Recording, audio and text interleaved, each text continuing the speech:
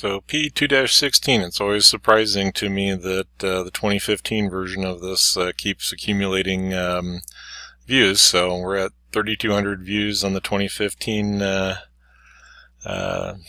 session, and 2016 has a few. So there's something in the lace gasket as far as the patterns that there's quite a few issues that arise. The other thing is being able to manipulate your solid bodies and determine how you want to generate this geometry. So depending on how you see it, this could be a hole through, this could be a boss coming forward. It only shows it as 7.5, so then, again, without a side view, section view.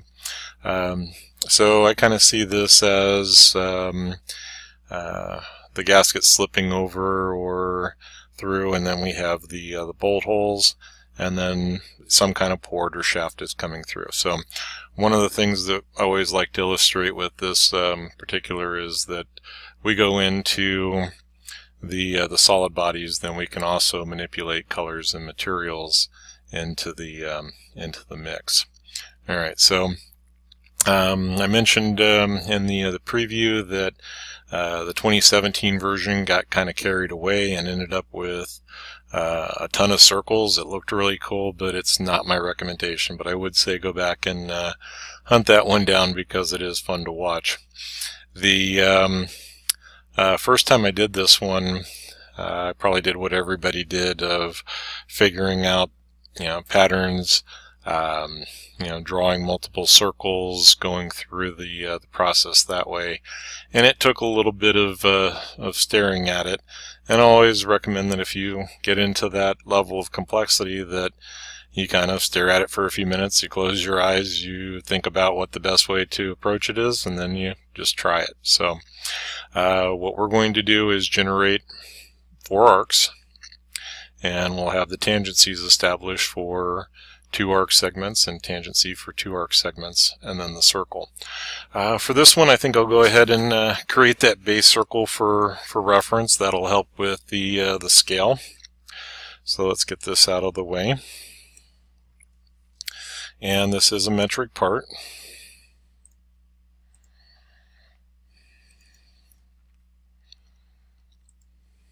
So we're into the front plane.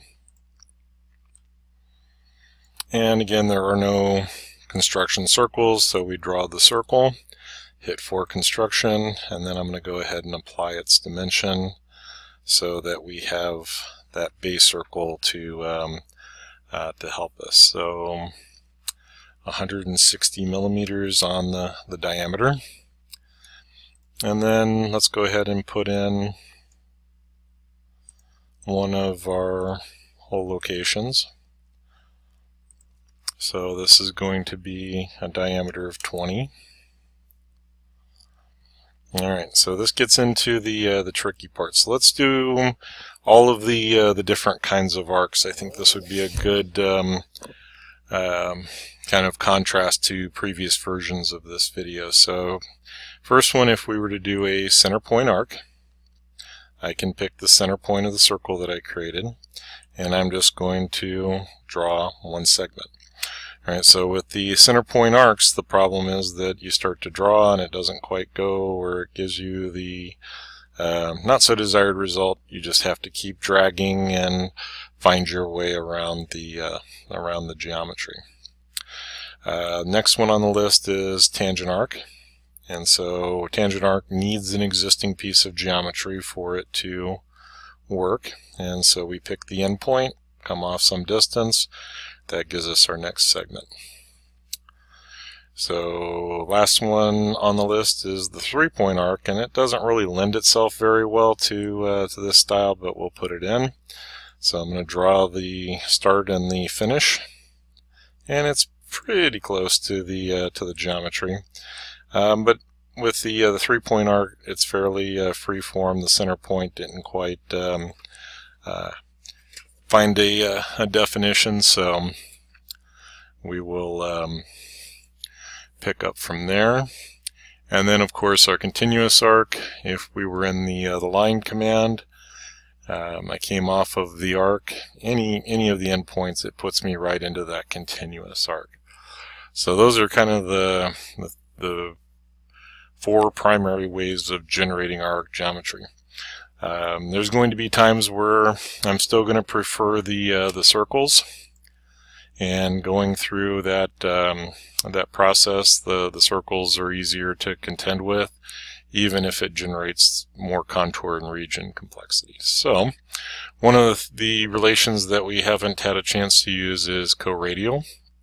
Co-radial would say if we were to pick the circle and the arc, it would pretty much lay the arc over the top of the circle and in the geometry. So inside of the sketch, co-radial is reserved for two arc segments. So just kind of imagine it as we drew the circle and then we trimmed out this segment and this segment, and now if we start to move, those arcs will move together as if they were a complete, sharing the same radius, sharing the same center, for co-radial. Alright, so for the smart dimension, we have a radius of 20. Alright, and again, the circles are always going to generate a diameter, the arcs are always going to generate your radius. Alright, so the underside is 30 and the top side is 30, so let's go ahead and get that radius in. And I'm not worried about that jumping out there, although it looks a little strange. And we'll control select. Alright, so select the arc, hold down the control button, select. I moved away from my pop-up, so I will come back, and these are just going to be equal because the centers are going to be on opposite sides of my my base circle. I really don't have any real way to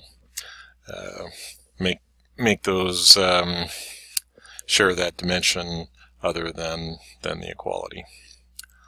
Alright, so based on that geometry and breaking it down into its small segments, we're pretty much going to grab everything. So going left to right, grab the dimension, but I don't think that's going to participate. And then the circular pattern under the linear sketch pattern is going to pick up our geometry. So we're defaulted to 4. Circular pattern always goes to the origin. If there's a different point or different location, then we could pick that point. The other thing, depending on what we've given it for our geometry, we might end up again with that sketch point at the center, which isn't a problem until we get into Hole Wizard. Alright, so it's 360 degrees, equal spacing. I pretty much already have the radius, so I'll add those relations. There are a total of 18 holes, I believe. You just got to find it. Oh, sorry, 12. 12 times the radius of 20, and then 12 times the other holes. So put in our 12 segments. Everything comes up pretty close. Alright, so now the hard part. We get all of our geometry in place, and we let the video card catch up.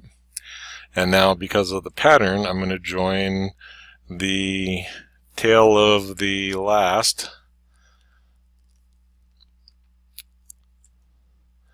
to the start of the first. Alright, and then same thing. Now that gets us to a merge situation where we're really not going to see those relations, but they are connected. And then we need to go to tangent. Now I'm purposely not bringing the center point back to my base circle because I want to see what happens. And in this case, we're going to make these two arcs tangent. And now I have that smooth transition, and it will carry through all of the other segments and all the other instances of the sketch pattern. And then we'll do the select, control select again and go to tangent. And it moved around a little bit, but luckily it didn't go too crazy.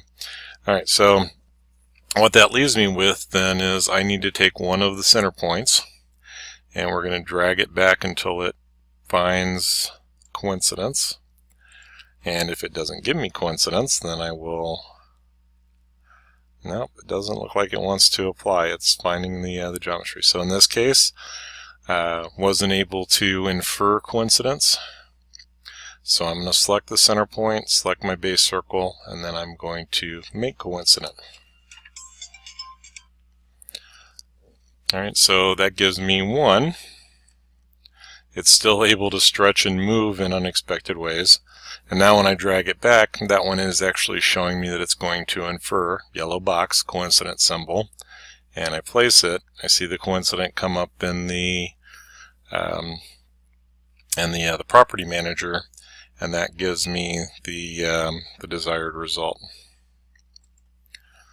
Okay, so for our geometry then, for the center geometry, let's go with that center slot, and we'll bring it out some distance and then set the radius, and we'll jump over to our dimension tool,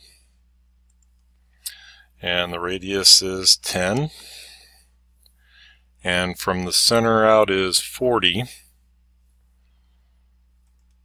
So we'll just do that math real quick, and it's always a little disconcerting when it comes up at the number that we want, 80. And what I'm really looking for here is that it's not 80.0001 or some ridiculous number out that would cause me to have some issue later on. Alright, so that one's going to go coincident. But I did not acquire the origin, so I'm going to have to grab that center point, drag it till I get to the origin.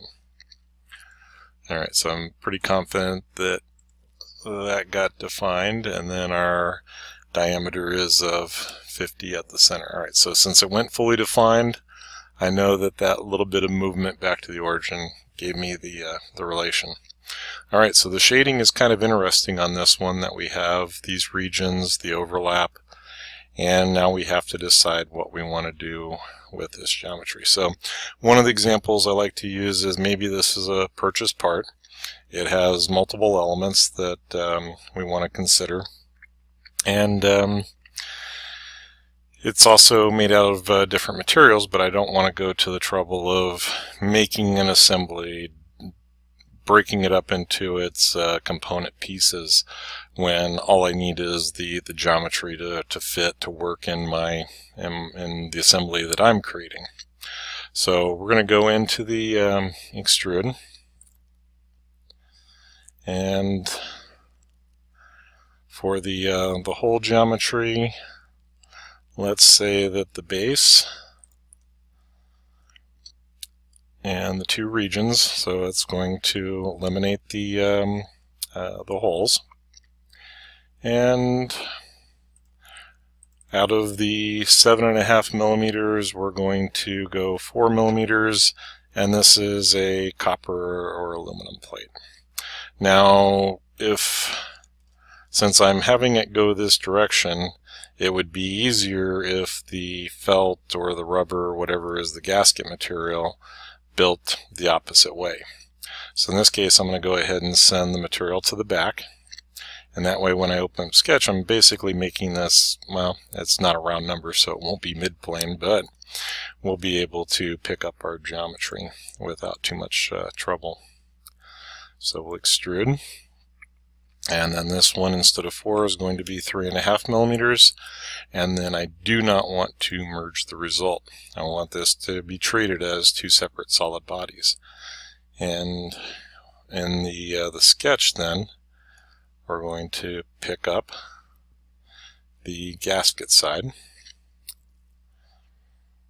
and create our shape. Alright, so that's what's required for the assignment. And when we look over at the solid bodies, if you haven't gone into the options and activated your solid bodies, then these will come up automatically as soon as you uncheck that merge result and you end up with two bodies. Then this will come up. Otherwise, you won't see this unless you activate it. I like to have it on because it's one of those tools that keeps me in the mindset of, am I doing this on purpose? Did I get it on accident?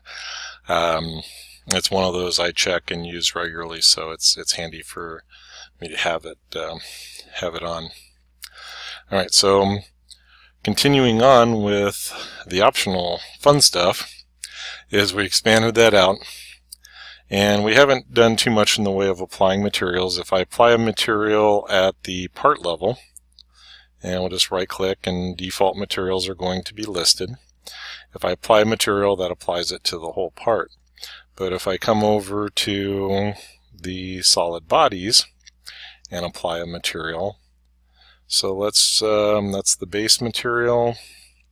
Let's just say that it is a copper substrate, and then we're going to put a rubber gasket. So material, rubber. All right, so those two bodies then will take on the properties of those materials, the mass properties, and if we go into do a weight or a center of mass, well, since it's symmetric, it should be around the origin, a little bit of offset in Z, but that gives us the desired result. Okay. So the other things that we can do is if we expand out, which this was also what, F8 on the keyboard. I don't use that one all that often, so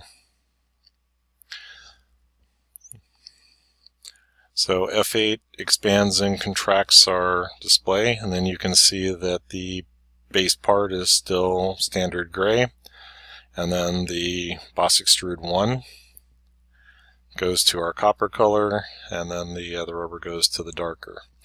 And then we can also set transparencies and start going into more detail on the displays for each of those separate items. So we'll get a little more into that, but be aware that those are there and some of the cool things that we can do with them.